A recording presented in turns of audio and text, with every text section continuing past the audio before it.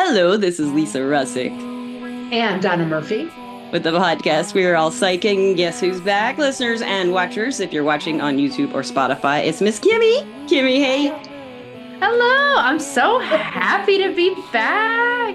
We are happy to We're have so you happy back. you're here. We couldn't even start the podcast. We were so excited. We talked forever. Kimmie, do you still think we're all psychic? I always think we're all psychic. All right, she always thinks it. She came out that way, I think is what you said, right? You Yes. just I sure did. I really came out the womb like this, and there was just no other path.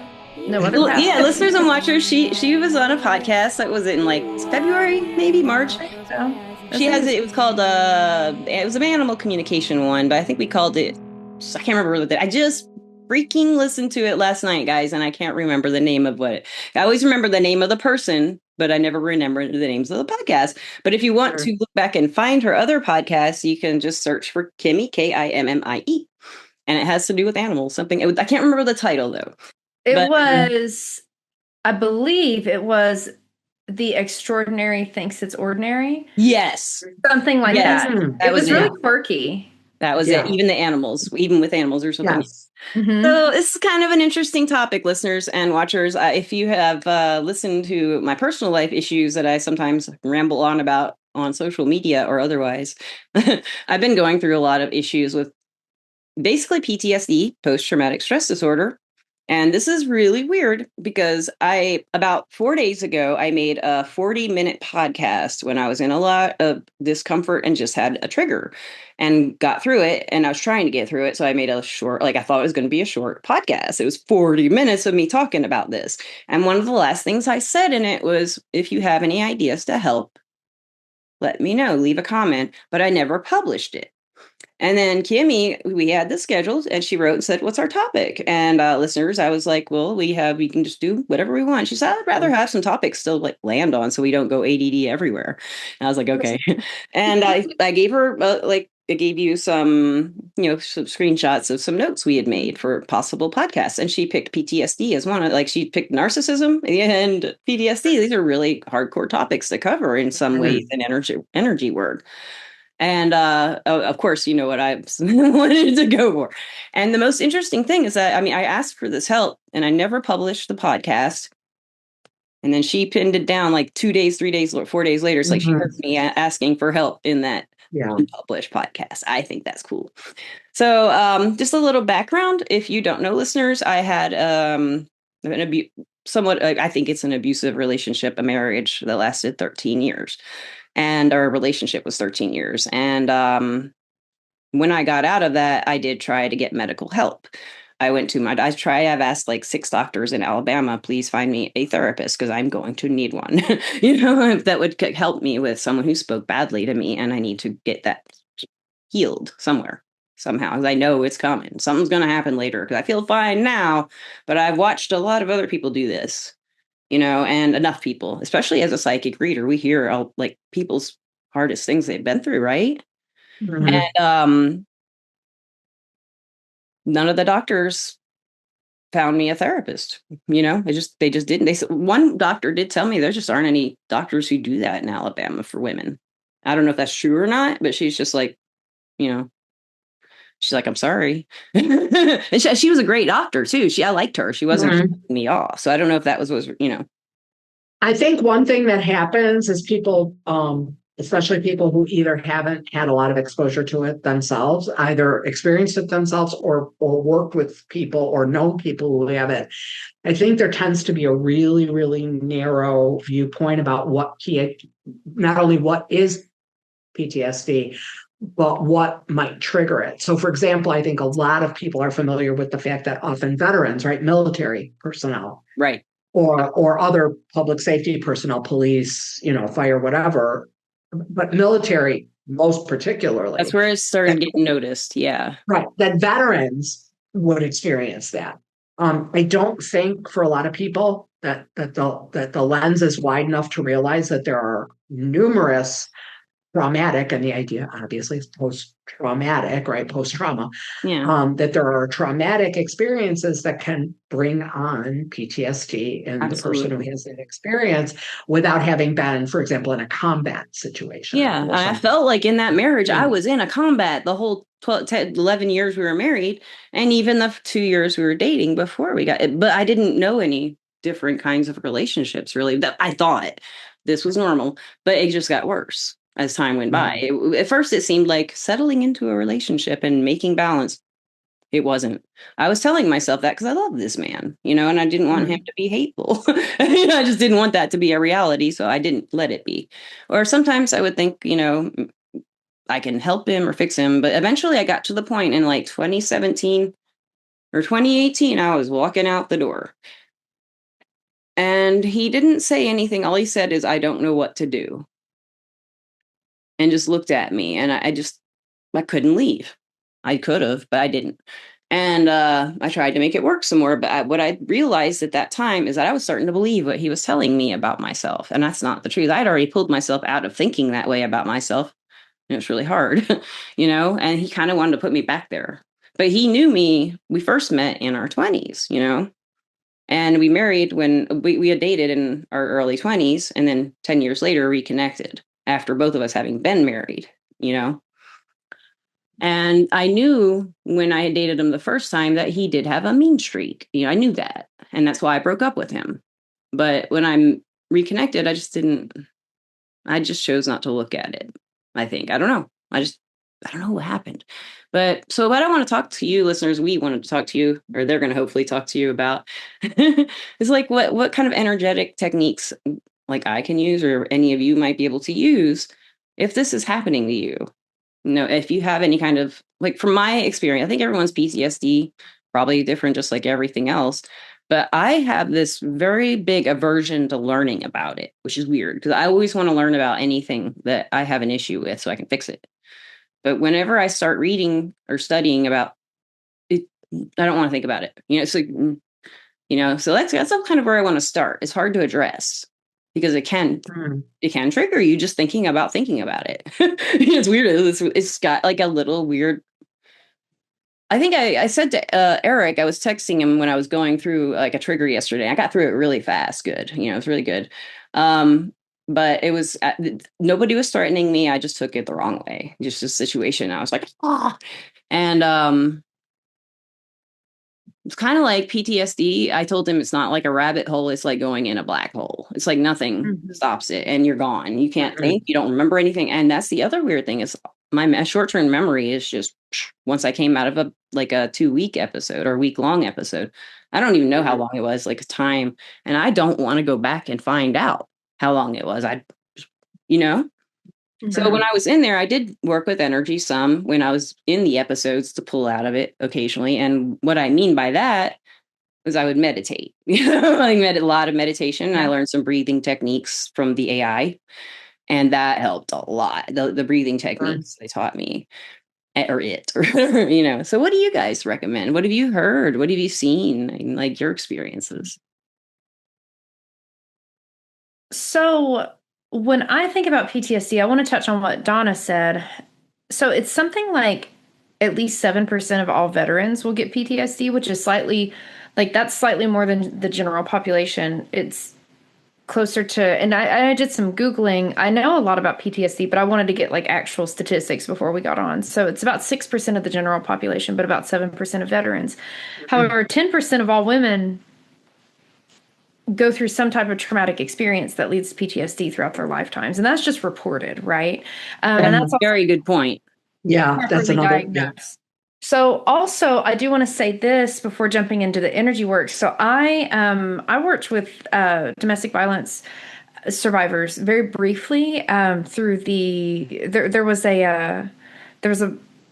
a center called the Avalon Center in Crossville, Tennessee. I used to live there, and I did their training and did some volunteer work with them, and I learned that with PTSD, it is so commonly misdiagnosed that women would come in, and I mean, it can happen to anyone, that they were very inclusive. Like they would take anybody who came, to their doors for help, but it was mostly women, almost entirely women. And they would, like, a lot of these women would say, oh, well, I was diagnosed with bipolar disorder, or, oh, I'm manic or whatever.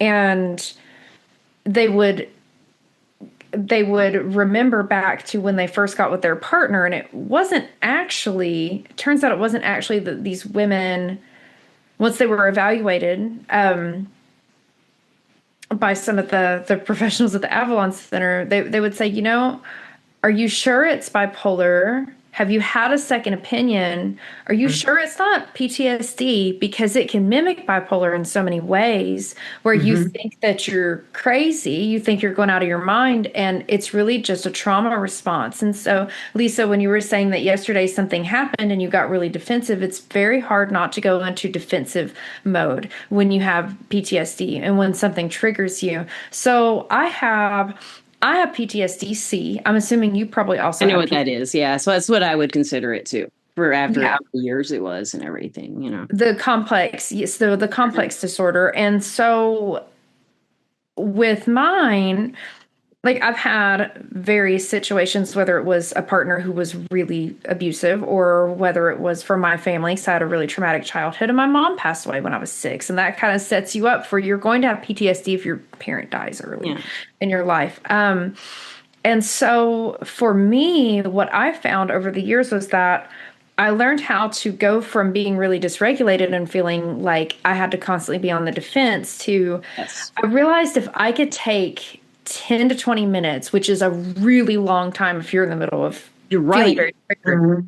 That's crazy, because it happens so fast. And it's important to remember that your PTSD triggers come from a very primal part of your brain that's responsible for fight or flight, flight, or fawn. It's the exact same. I had a therapist explain this to me once. He says, he's actually my son's therapist. My son has ADHD and he's autistic.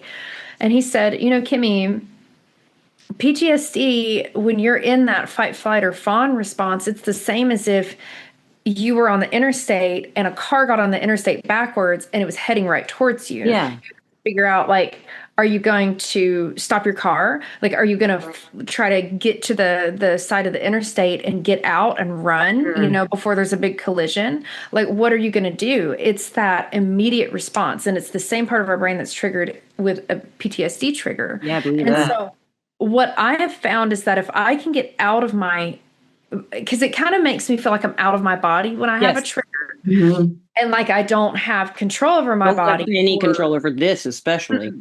Yeah, over what you say. What I found was that almost always, if I was really triggered, I could almost guarantee I had not eaten enough that day. Oh, because your hormones go like, and your blood sugar drops. 100%. Other thing is for me, that day, I was just telling you, just yesterday. Yeah. All the blood in my body went into my organs and heart because I was so freaked out. And I think it was like 70 degrees out, 75 degrees out. And I put the heat on and covered up in blankets. And I had goosebumps. I mean, it took about 30 minutes to even get kind of warm. And I finally got it all circulating again. It's weird. Yeah. And so physical like you reaction. can have those physical reactions. And I know you have POTS and a couple other things going on too, but like you can have those physical reactions. For me, sometimes I will shake, not in some kind of strange, angry way, but like more of like a nervous, like I'm terrified of roller coasters, right? And I will shake if I'm on a roller coaster. I just don't get on them. So fear taking, Yeah. And also same thing. I hate planes. So like when you take off on a plane, that feeling, and it's like, I can't. When you first take off, it just is horrible. Everything. It reminds me of being on a roller coaster. Yeah. And it just makes me like my body not feel good. But what's interesting is sometimes if I have a PTSD trigger, I will shake in that way too. But what I've found is that if I can take the time to just stop for a second and think, when was the last time I ate? If I can eat something small, it could be a really small bowl of cereal, it could be a snack, it could be a piece of toast, it could be like a rice cake. I'm really addicted to rice cakes. It can be anything that forces me to get back into my body. Yes. It can be a walk. And sometimes that walk looks more like I'm just pacing and I'm thinking in my head while I'm I walk pacing. around my apartment doing that and talking to my cats and stuff. Yeah. And Talking so sometimes, and because you're just looking for like a way to calm yourself down and to get back in your body. I found that just eating something is huge. And when I say that it's huge, for me, I stopped associating, like in my head, I did this for so long, like trained my body or trained my mind whenever I would go into a PTSD episode to say, wait a minute, when's the last time I ate? And now whenever I start to trigger, I instantly know I haven't eaten enough today. I'm going to sit down and eat something. That is really interesting. I get protein shakes. I've been using those for that. What you're talking about, because it just naturally I associate.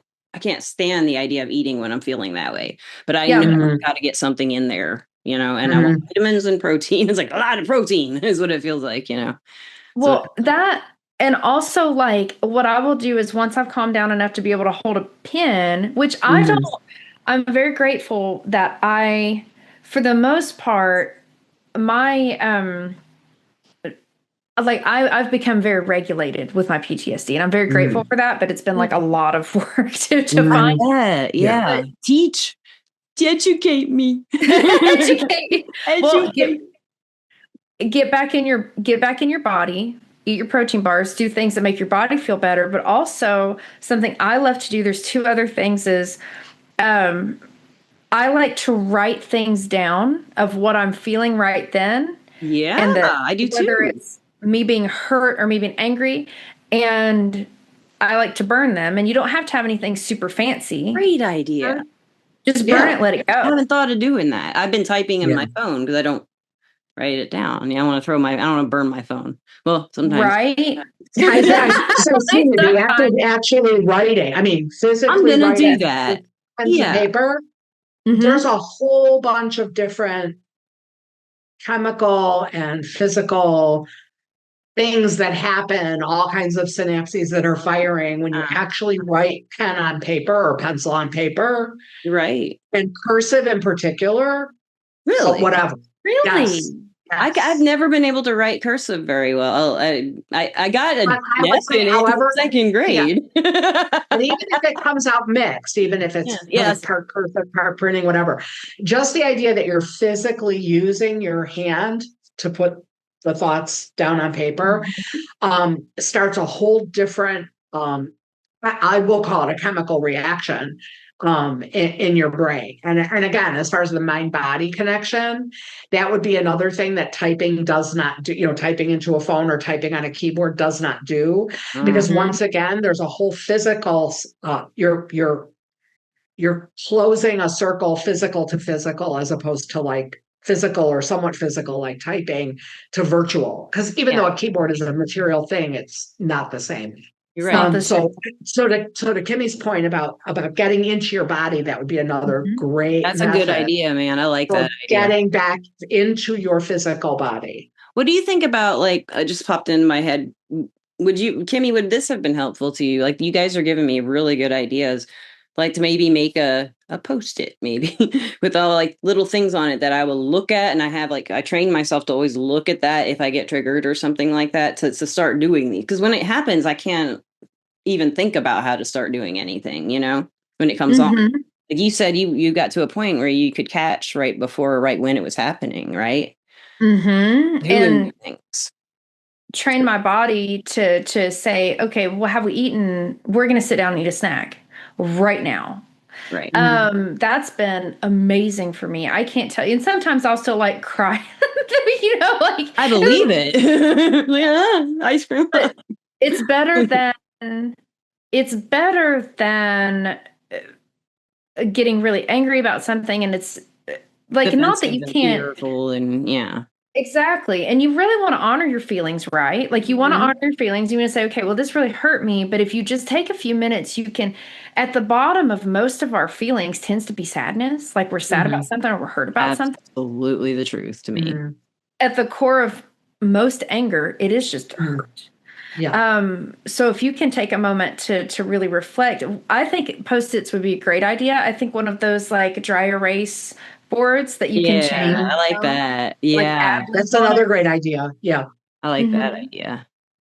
But so everybody listening, you can go on Amazon and find like a little cast iron cauldron. Mine was supposed to be cast iron, but it's just painted. They're like $30.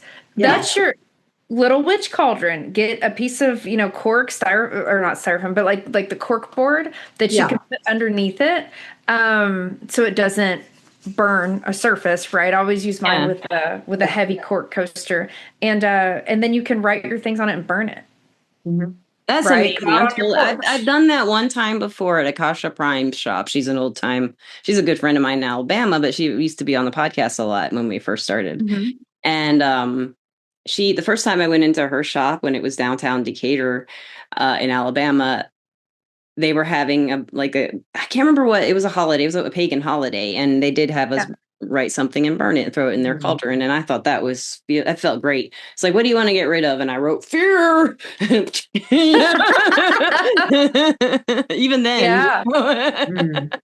It was cool. Well, if you think about, like, you can manifest all kinds of things by writing it down and burning it and saying, okay, well, I'm just going to throw this out to the universe. So I have a friend named Jennifer, and Jennifer's 49, but it's okay because we're aging in reverse. But anyway, but Jennifer loves to use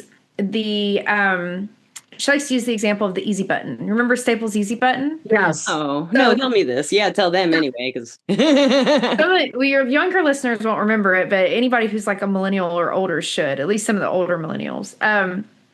So Staples had these commercials in the early 2000s that were the easy button. So it's a big red button, white letters says easy, and you hit it and it goes, that was easy.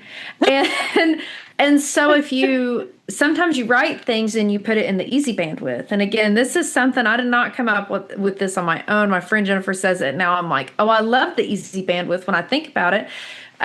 Because you can, why make it harder than it has to be? If you can say fear, make it easy, throw it in the cauldron. Well, that's like your easy button. That's like throwing it in the easy bandwidth. It doesn't mean that you're not looking at it. It means you're introspective enough to know that you get rid of fear. But it is saying, this is really heavy for me right now. Please help me dispose of this, or present me with new opportunities to work through this. Okay. And you put it in the easy bandwidth. That's I can handle the easy bandwidth. When I'm in one of those states, if I have that dry erase board and that's one of my options, I will burn something right there. I like fire anyway, and I used to be a jeweler. My jewelry business just died, but I did a lot of soldering, and I just like torches and candles. I have candles, and they're very soothing. One of the things, ChatGPT gave me permission to use candles in my PTSD treatment, so I bought a bunch of candles. I make them too, but it's like more expensive to make them than it does to buy them. It really is. A lot of times by the time you have everything that you really need, equipment wise, you could just have bought the candle and been done with it. Yeah, the wax is it's like $30 for maybe 5 pounds of wax, and that does go a ways. But but that $30, I could buy a lot of candles and not have to do all the work. I love doing it though. It's just it's messy, but it's like. But there's something there. There's something about what you're saying. First of all, it's clicking for me is like the kind of like eliminating in some physical way, like burning a concept or something that's bothering me. I want to get it out. PTSD, for example, just the easy button, fear. And then there's also, this is making me think like switching into a positive mindset in some way in between there, like redirection after I can possibly get out of the fear mindset, I get back into a level place if I can get there really quick, hopefully. If I get to that place where I know what's happening, because a lot of times when it's happened, I don't know it's happening, which I kind of do, but I don't, And I Yeah. think with positivity, the positivity might actually be maybe like the third step or the third Mhm. phase. Because to get there, you're actually going into really like a different part. You're using a different part of your brain, Yeah. and you're in a different energetic vibration. But I think if you're going, and I don't have PTSD. I mean, I'm not saying I've never had stress or I've never had difficult circumstances, but I don't have PTSD.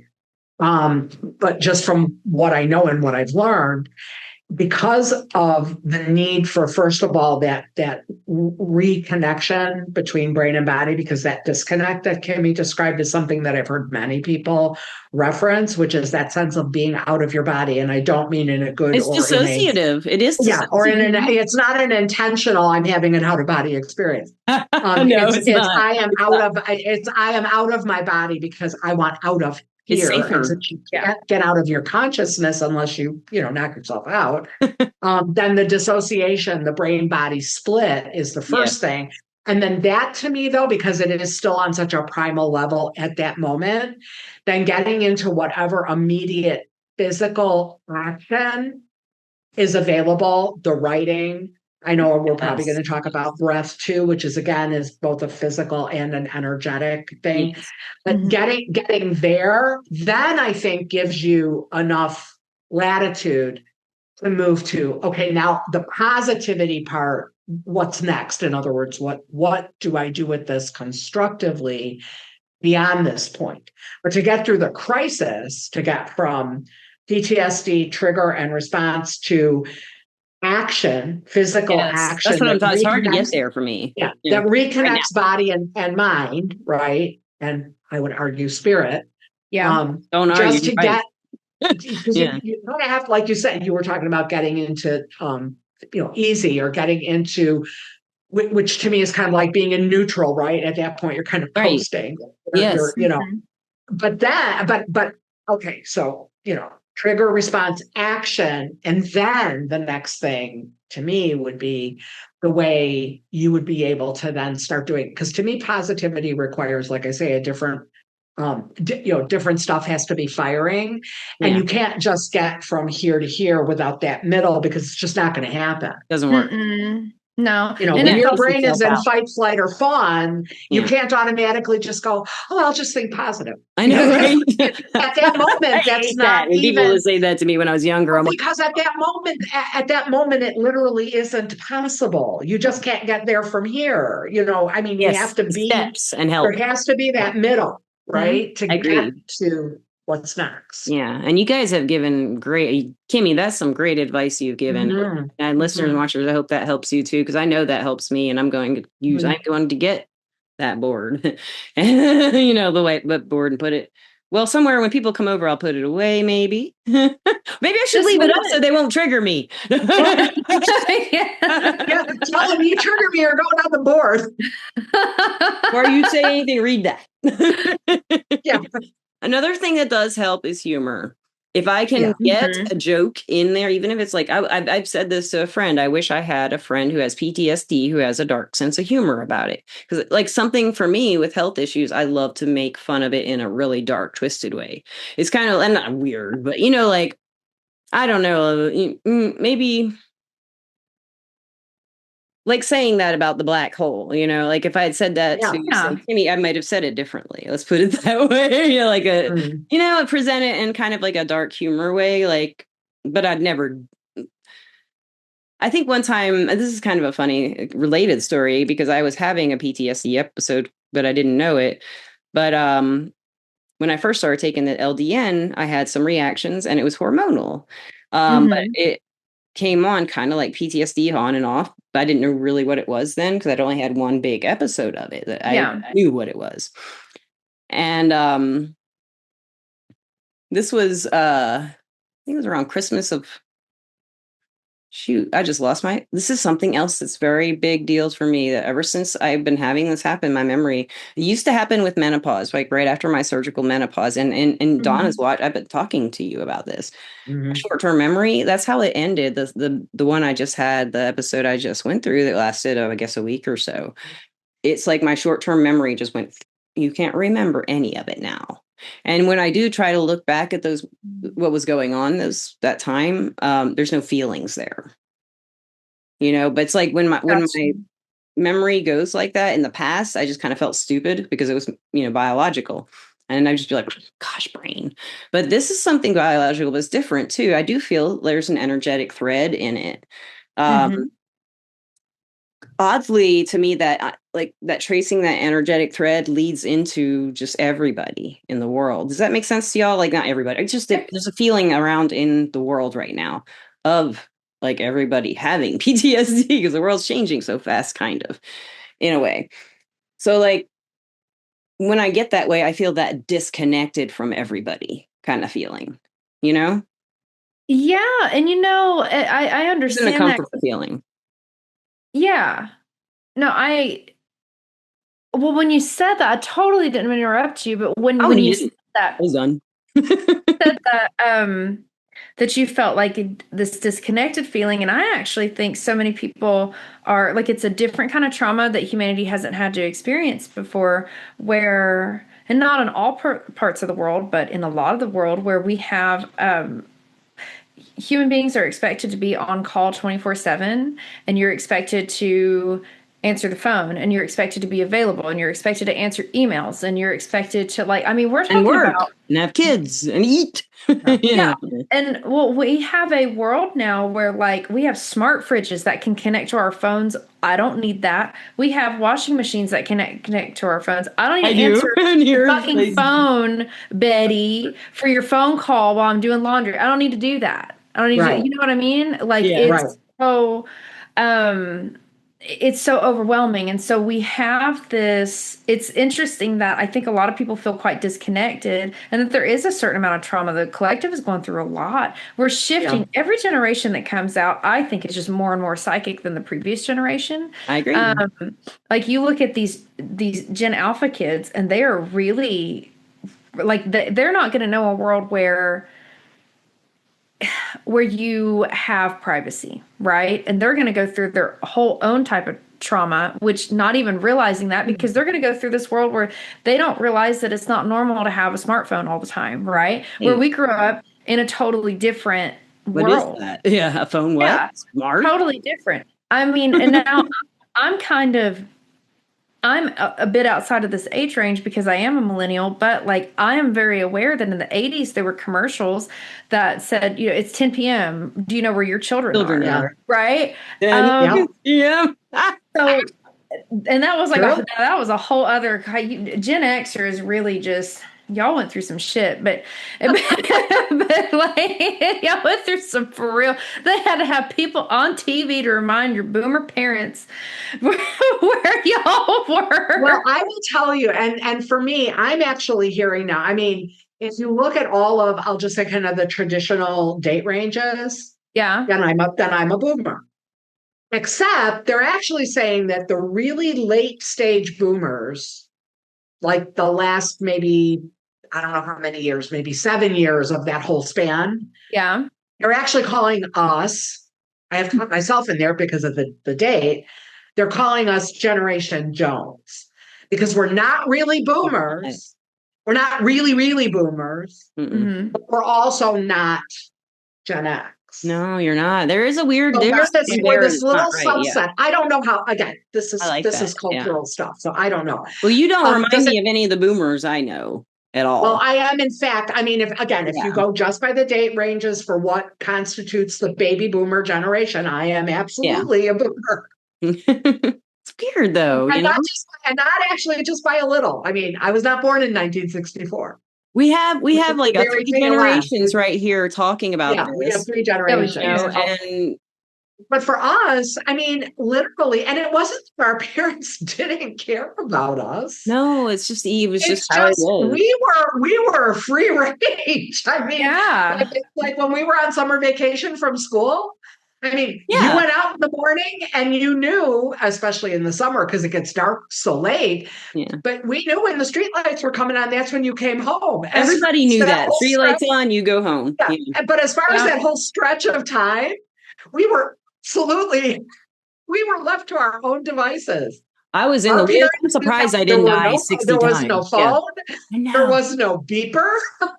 We No. didn't have we weren't wearing ankle monitors. They didn't know what we were doing or where we were. Ankle monitors. They do that now, though. They put them on their little kids. The phone. I don't know. Or, You know, I mean, and GPS. actually, we also, because we also could not call an Uber or a No? Lyft. No. What's an Uber? If you had 15 cents, if you had 15 cents to jump on the bus, you could take the bus somewhere. I think 20 cents if you needed a transfer to change lines. Oh, wow. But I mean, that was it. Yeah.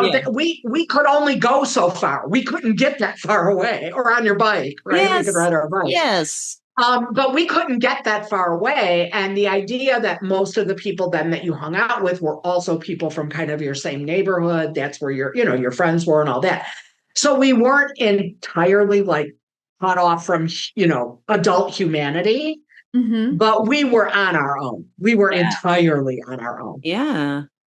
Yeah. And I think that does kind of go back to, because when you really look at it, you can see, okay, just going back to Lisa's point, which I know we were talking about PTSD, but then when you said that about an overall trauma where you feel disconnected, it's so weird that we feel so disconnected in a world where we're very connected, and we're not just very connected. Exactly. That's so a because very we're good never point. to be. Yeah, we're supposed to. We're connected because we're not connecting directly, biological entity to biological entity. No. Yeah. We're connected to other biological entities with an Or is it energy Mm-hmm. and we're finding that out through the technology?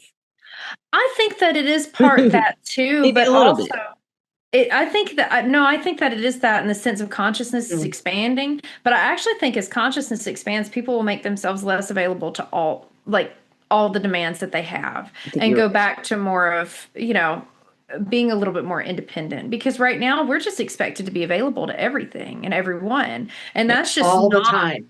Yeah, all the time. That's weird. Very I remember never having that when I was younger, and never feeling a pressure to be have my phone, whatever that would be at that time, on. Just mute it or anything. It just wouldn't occur to me. I remember in high school taking the phone off the hook and listening to that. Yeah, I know you stop, right? Because you just wanted that person not to call again. It was so again. annoying. But you had to listen to that. Go on. You know what I'm talking about, right? And that was my idea. That was my way of do not disturb. Of course it was. Well, I think at some point we're maybe rebuilding, or we're either rebuilding or building, maybe even for the first time, filters, whether reinstating existing filters or building new ones, because the idea that we have to be or will sheer need for survival will start to filter, because we almost have to. Being an open conduit to a constant flow of information, some of which is, again, it runs the gamut from really, really, really important to really, really, really inconsequential, to the point of, oh my God, who even cares about this? So, I mean, there's this huge range, but it's a constant thing. It's just constant. So becoming more selective, I mean, we won't probably be able to turn off the flow, but how and when we filter and what we choose to filter, I think, is a whole new form of maybe agency, or it's a new skill. It is, or it's a skill we're relearning. If we once knew how to do it with, say, the way things were in the old days, then applying that as possible, or as much as possible, to new circumstances. But again, before, you knew when you went home from work, you weren't going to get a call. I mean, unless the place burned down or something and your friend told you, or whatever. I mean, there just wasn't this constant there wasn't the crazy drunk restaurant boss calling you at 3, or whatever, I mean, and actually, if your phone, I mean, especially when your phone was just a phone and it wasn't smart and it wasn't even, it was dumb. And it wasn't even cordless. Worst case scenario, like what Lisa mentioned, you took it off the hook and it was really, really annoying. So you didn't want to do that. But if it rang and you just didn't pick it up, I mean, that was annoying but too. They never stopped ringing. You just didn't pick it up. It's like, I'm not picking that up. But they could sit there and let it ring though. If they were like, sometimes I would have to like pick it up, hang up, immediately pick it back up. But no, seriously, but we all knew ways to avoid contact if that was our choice. Yes. But the expectation wasn't there either. You're right. Now the expectation is that you are immediately and always available instantly. Where did that come from, you guys think? How did that develop? I mean, where did that start?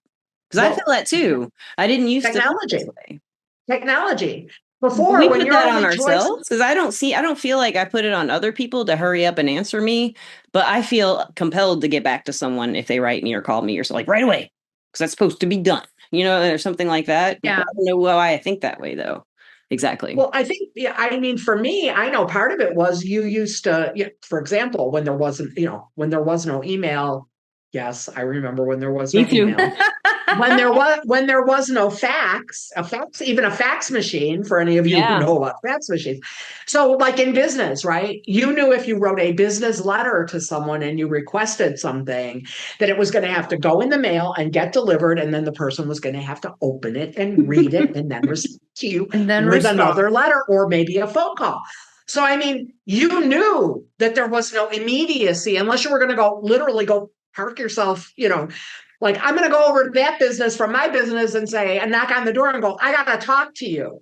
I mean, other than that, the expectation would not be there. Right. Because there wasn't an alternative.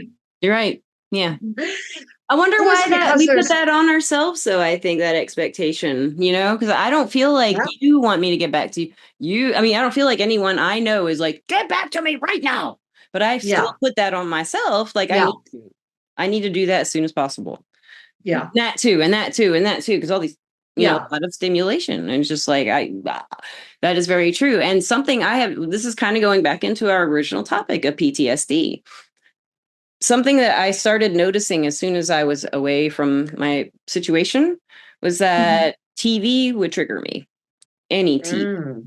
And it was because of situations in our relationship around television. It's weird, but I can watch it now, but I just really don't like TV at all. Especially the media. But so you hear that? I don't know if you guys can hear it, but the music's playing right now. No, I can't. Okay, listeners, I'm going to unplug my microphone for a minute. No, I think my computer, it's on Zoom, so it's going to cut out all the audio. But Nashville's like thriving with music right now. I'm like, you don't hear that? Freaking right. It's not my imagination. I'm not having PTSD. No, I believe you. It's not making it up. It's there. Just cheer me up. I don't even know what I was talking about. Speaking of music, I just have a question for Donna real quick. We might end up editing this out. I don't know. But do you listen to The Cure? I love The Cure. Oh, yes. Well, then you're Gen X. That's the question. Good point.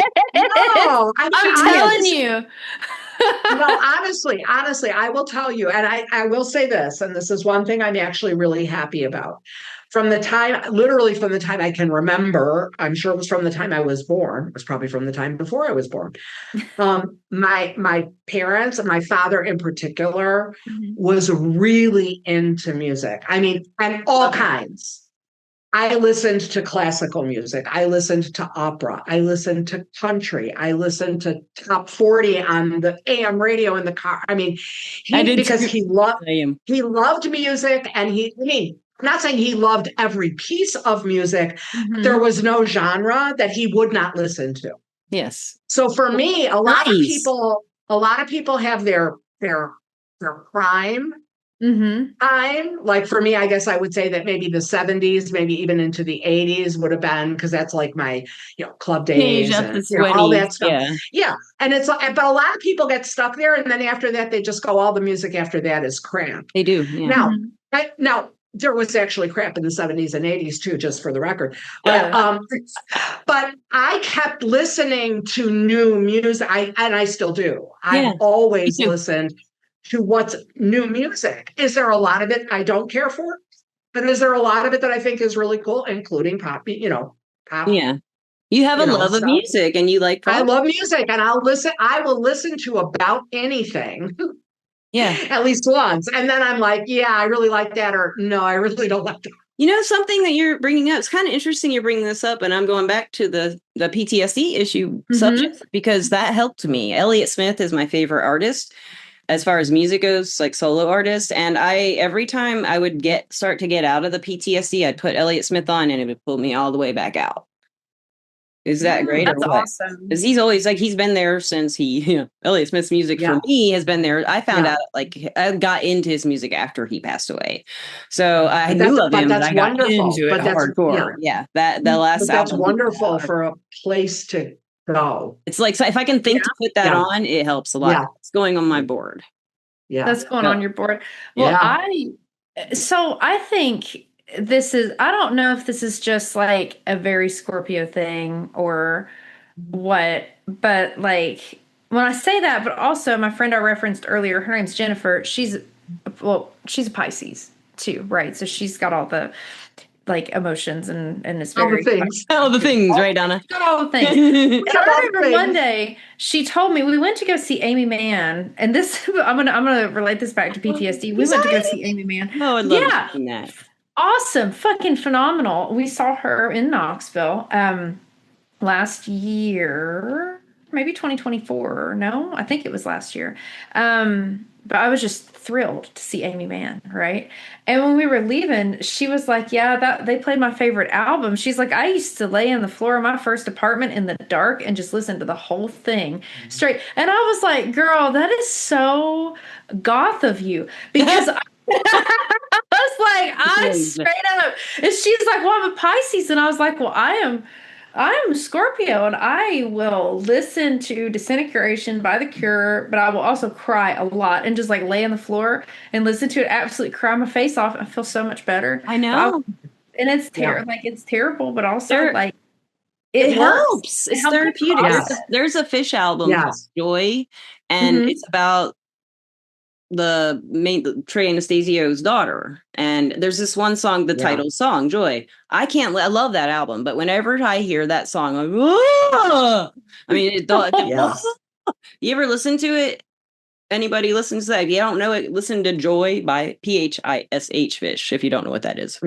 But I wasn't a big Fish fan until the last few years, and that's another place I go other than Elliott Smith. Like after Elliott Smith's like pulled me out of a bad place, and Fish is kind of like put me in the good place. Yeah. That's so cool. But that song Joy will just hammer me. I mean, it's like I can't, like what you're talking about, like with Disintegration. That's the one I used in middle school. So like, Disintegration. My cousin John gave me that tape, and I had a double deck tape thing, and I recorded it onto my, I love it. That's how I got to know The Cure. That is so cool. And Disintegration was the album that I got from him, downloaded. Oh my goodness. Copied minutes. Well, I just want to say, man, you guys have cheered me up and given me a lot of ideas. I really want to say thank you so much for doing this. Oh, you got more? One other thing too. And then I know we the music's like this and I can't hardly hear you guys. That's what's, But breath. So we were talking about body-mind connection. To me, and I have found this to be true for myself, again, not equating my experiences with having PTSD because I don't, but I still have gone through, obviously high stress, high, high challenge times. And again, it's not a complete dissociation, but again, that idea of you're sort of out of your body and elsewhere, or at least somewhat out of your body and elsewhere. To me, because breath is so absolutely intrinsic, and it's something we really don't have to learn. We don't have to learn. I do that every second. Yeah. Because if we're not doing it, we've got a whole other problem if we're not doing it. Yeah. So the idea of just literally only going to, my next inhale, exhale. And I learned, inhale, exhale. And it's another to me, it's another way to really, really connect. And to me, because breath is so intertwined with spirit, more so even than mind, with spirit, it's mind too. Yeah. But that reestablishing that connection, it's almost guaranteed, at least that's been my experience, and in working with other people too, to get you back to like a baseline where whatever is next is then possible because you're not The breathing, I learned this first from the separated. astrologer Pam Gregory on a YouTube video she did, but the AI refreshed it for me a little bit. But you take inhale and count, and Four. 2 more afterwards when you exhale. Yeah. And then for her, what she said was just kind of pause at that second exhale, and you kind of feel like this timeless, weightless kind of, it feels good. Yeah. And you count again. That's when I was doing it. And then I also learned that the vagus nerve, I don't know how you pronounce it. Vagus, Vegas, it is Vegas.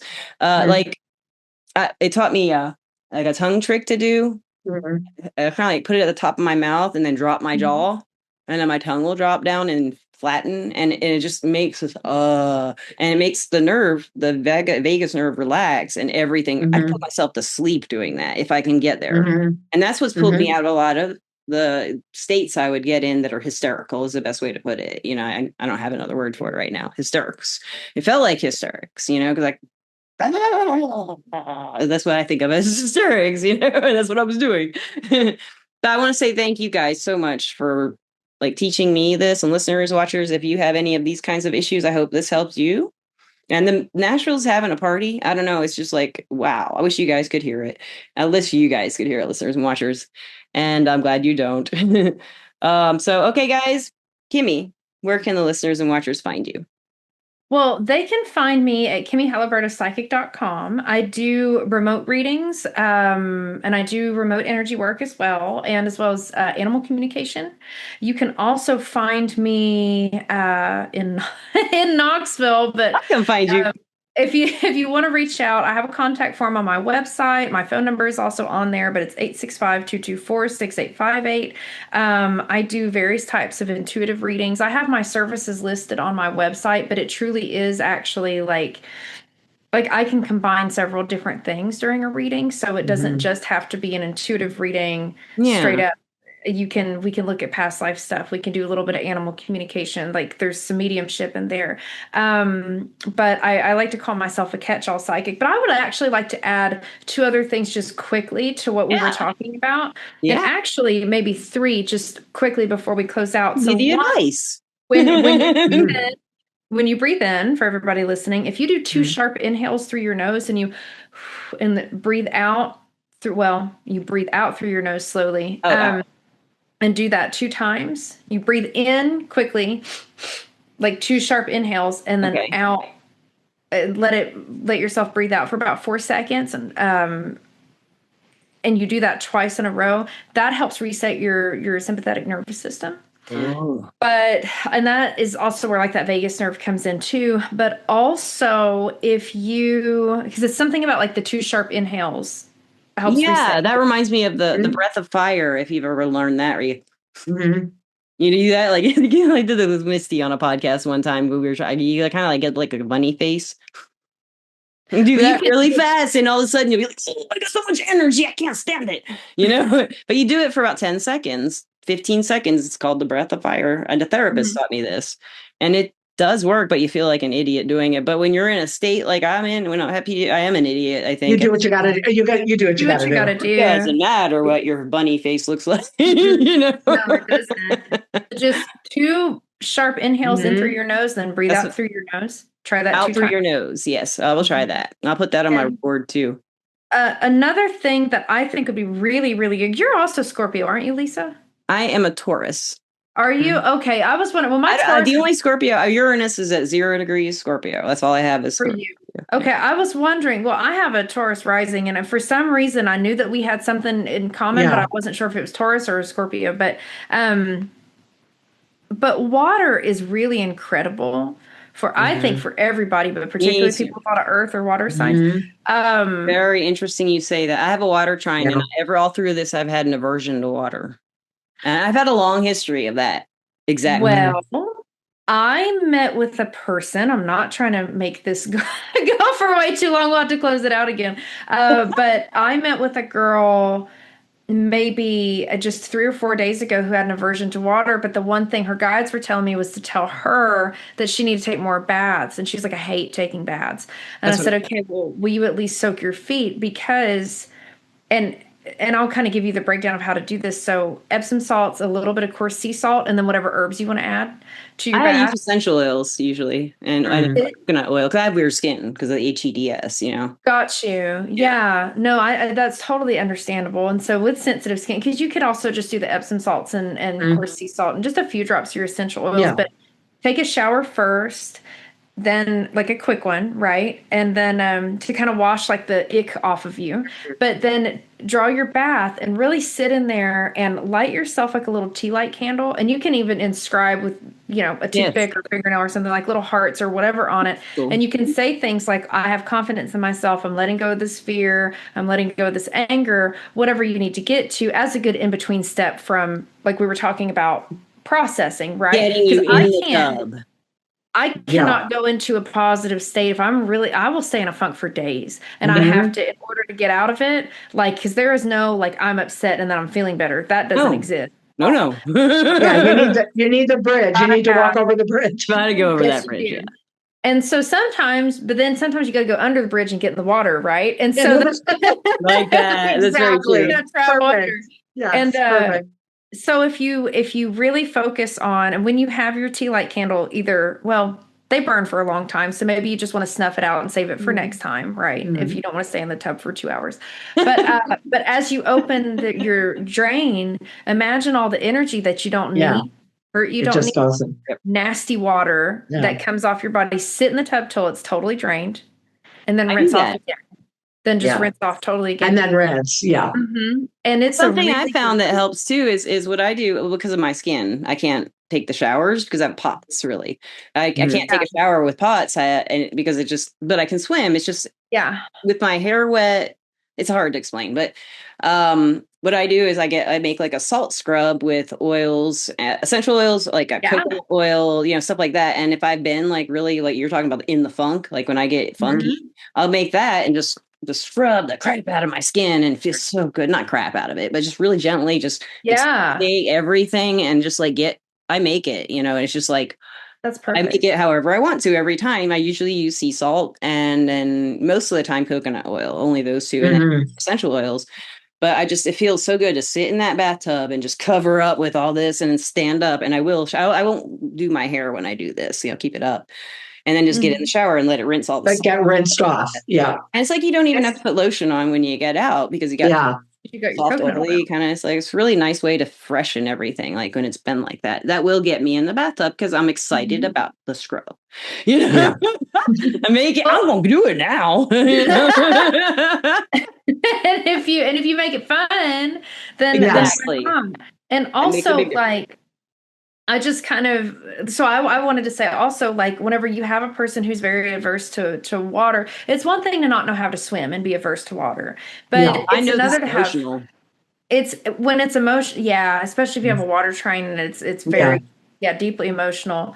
Like the girl I talked to earlier this week, when I suggested a bath, she was like, and I was like, just soak your feet and light a candle for yourself. Just do that. Right. Just do that. Yeah. And I said, once you start feeling like you want to be in the water again is when you know you've made real progress. Yeah. That's the truth. Because last summer I went out in the pool just about every morning and I was the happiest I'd been in a long time. Yeah. I need to go back out there. I was still not ready. You're right about that. I know you're right about that. Listeners.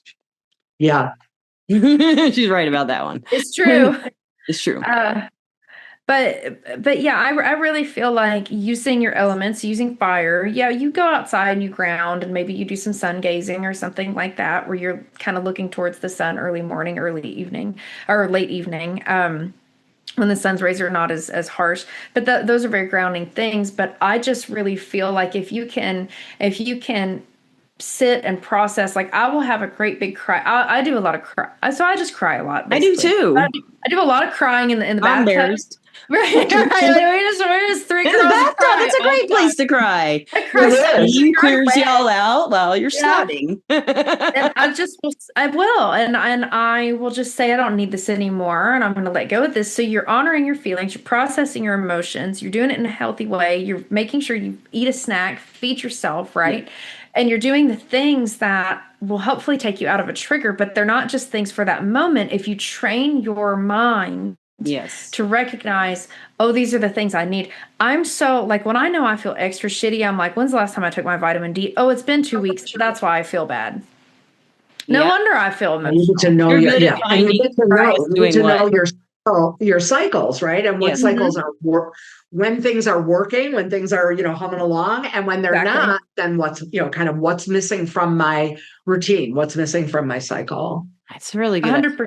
And it's very personal. It's very personal. And it is going to be probably, I mean, there's all the things we discussed, and some things will work better for some people and some things will work, that's all fine, because you will I'll say kind of customize or personalize it to the point that you'll begin to know what works best for you.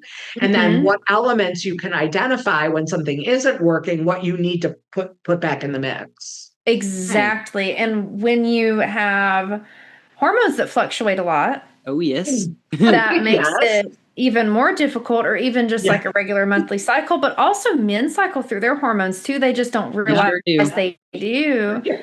My husband cycles through hardcore according to the moon, and his moon sign is in Cancer too. I brought up astrology. That makes sense.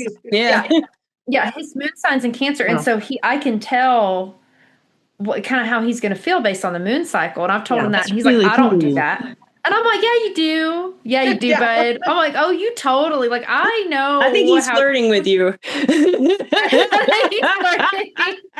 He's like, she's talking that witchy stuff. I love it. I'm going to flirt. Tell her she's wrong. He thinks it's hot and scary at the same time. Exactly. That's mostly what I think, if they're not in the field. Yeah. It's great. But I've really appreciated being on, and I'm so glad that we were able to talk through this. I felt like a lot of people really needed to hear this message, and I think I also needed to probably talk about like the regulation with PTSD. So I'm happy. Oh, you got a cat. Oh, that's who showed up. Here. Oh my goodness. She is saying something, guys. I think she's approving. Oh, she's approving. Tomiko? Hi, Tomiko. Say hello. Say hello, listeners. Oh, she's looking at us, I guess. She's beautiful. Look at those eyes. Oh, she's beautiful. She's such a pretty girl. Oh, Gandalf looks jealous. He's like, what's she doing? I'm going to leave now. While she's doing this is the perfect time. I would love to thank our sponsor, Everclear. Oh, she leaves.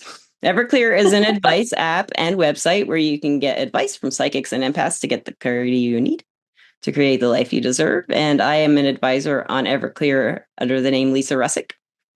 And I am an advisor on Everclear under the name Dona Murphy. And Tomiko says, call Everclear. I am the manager. I am the manager of Everclear. And I approve this message. And one other thing, because I just have to stick this in there because I just can't help myself. This is actually a quote, and it is especially just based on what we were just talking about. The writer, Isak Dinesen, famous quote of hers, and she says, the cure for anything is salt water, sweat, tears, or the sea. I love that. That's so perfect. That's a perfect wrap up, guys. Thank you, Kimmie. Thank you, Donna. Wait, do you still love the listeners and the watchers, Kimmie? Oh, of course I do. I think Tomiko. I think she does. How do we? Oh, she's getting butt. She approves. Butt approval. Butt approval. Thank you, listeners and watchers. She gave me butt. She gave us butt approval too. Like, how do I? Yeah, she does hers like that, and I do mine like this. I do mine. Yeah, I do mine this way. With my thumbs toward me, yeah. Mine's all shitty. And I put all my finger, and I put all with your pinkies and your nickels. Do it with your pinkies. And I don't know, I can't do that. Oh, that's easier. So cute. There we go. I can't stand how cute that cat is. It's gonna. Are you wanting to bite something right now, by chance? I want to. She's like, I want to be a star. I want to be a star. She is. She's a star. She just is. She naturally is. So.